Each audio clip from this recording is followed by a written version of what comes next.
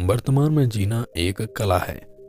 ये कला विकसित करना थोड़ा मुश्किल काम जरूर है, किंतु असंभव नहीं। हम में से ज्यादातर लोग ये कला विकसित नहीं कर पाते। हमेशा ही या तो भूतकाल में या फिर भविष्य काल में खोए रहते हैं। इसका परिणाम ये होता है कि हम वर्तमान के असली मजे को व्यर्थ ही गवा देते हैं। अत्यधिक भूतकाल या भविष्य काल के बारे में सोचकर हम वर्तमान को इस तरह गवा रहे हैं कि हम ये भी नहीं जान पा रहे कि समय बीतता जा रहा है। भूतकाल की हम उन बातों को बार बार सोचकर अपने वर्तमान को खराब कर रहे हैं जिनका कोई महत्व ही नहीं। उदाहरण के तौर पर यदि हमें कोई बुरा भला कह दे तो हम बार बार उसी बात को सोचकर अपना वक्त बर्बाद करते रहते हैं, या फिर इस फिक्र में डूबे रहते हैं कि आगे न जाने क्या होगा। लेकिन ये भूल जाते हैं कि हम जो काम आज करेंगे वही हमारा कल निर्धारित करेगा।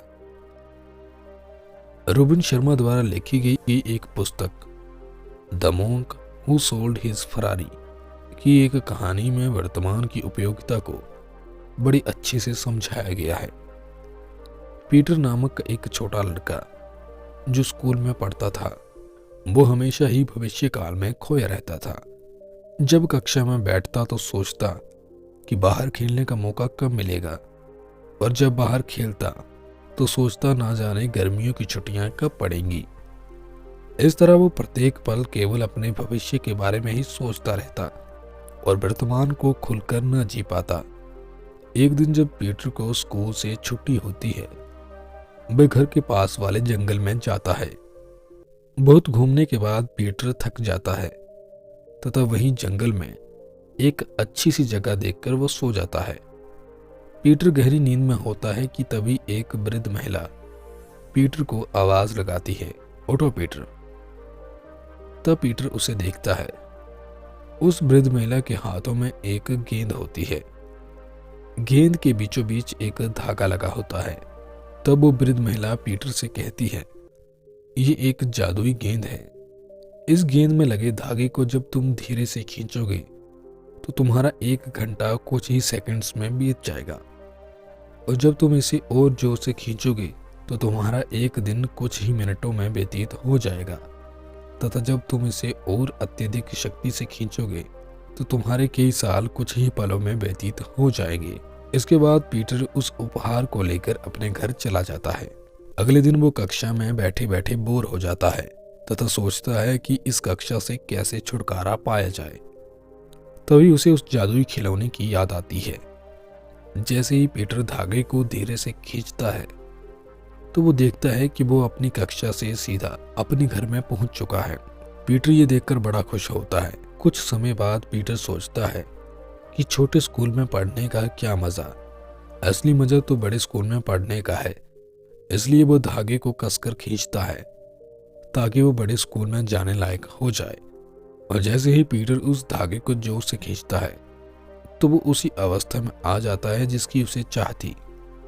लेकिन पीटर को ये जिंदगी भी अच्छी नहीं लगती। तब पीटर फिर से धागे को जोर से खींचता है। अब वो देखता है कि वह एक लड़की जिसका नाम एलिस है के साथ समय व्यतीत कर रहा है। कुछ समय बाद वो इससे भी ऊब जाता है तथा वो धागे को फिर से जोर से खींचता है।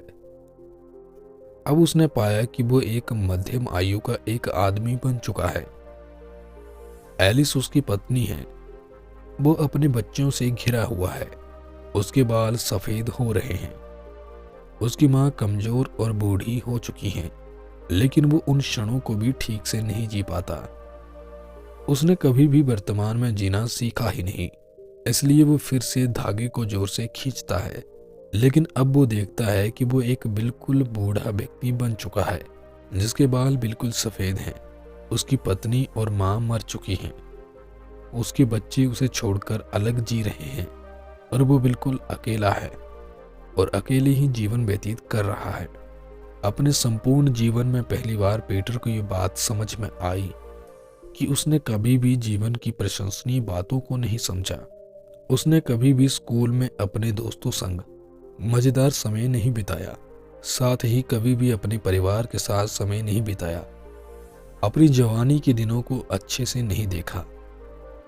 शादी के बाद भी वो अपनी पत्नी के साथ अच्छे से समय नहीं बिता पाया, अपने बच्चों का बचपन नहीं देख पाया और देखते ही देखते ऐसे बुढ़ापे में पहुंच गया जहां अब वो अपनी अंतिम सांसें गिनने के अलावा कुछ नहीं कर सकता। अब वो सोच रहा था कि उसने अपना पूरा जीवन जल्दबाजी में तथा भविष्य के बारे में सोच कर ही बिता दिया। पीटर बड़ा दुखी था।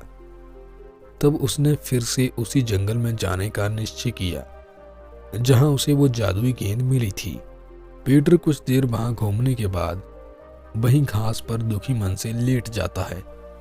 थोड़ी देर बाद उसे फिर से उसी महिला की आवाज सुनाई देती है। जब उसकी आंख खुली तो उसने उस बूढ़ी महिला को अपने पास पाया। तब उस महिला ने पीटर से कहा, तुम्हें मेरा ये उपहार कैसा लगा?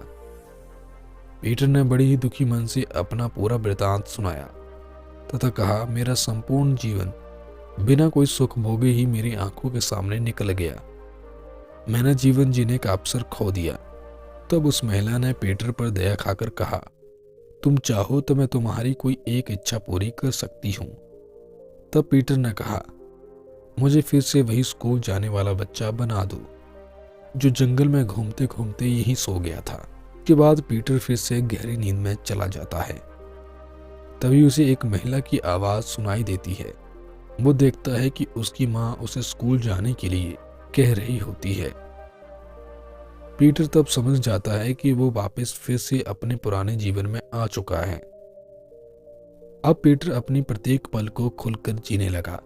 ऐसा आनंद उसे पहले कभी नहीं मिला था जो आनंद अब वो महसूस कर रहा था। अब पीटर अपने प्रत्येक पल को खुलकर जीने लगा। अब उसे ऐसा आनंद मिल रहा था जो उसने पहले कभी अनुभव नहीं किया था। ऐसा तभी हो पाया जब उसने वर्तमान में जीना सीख लिया। अब वो हर पल वर्तमान में जीने की कोशिश करता। पीटर को तो फिर से जीवन जीने का मौका मिल गया, किंतु वास्तव में जीवन जीने के मौके बार बार नहीं मिलते। इसलिए दोस्तों, हमारे पास भी अभी मौका है कि अपने हर पल को बेहतर तरीके से जीने का, और ये तभी हो सकता है जब हम वर्तमान में जीना सीख लें।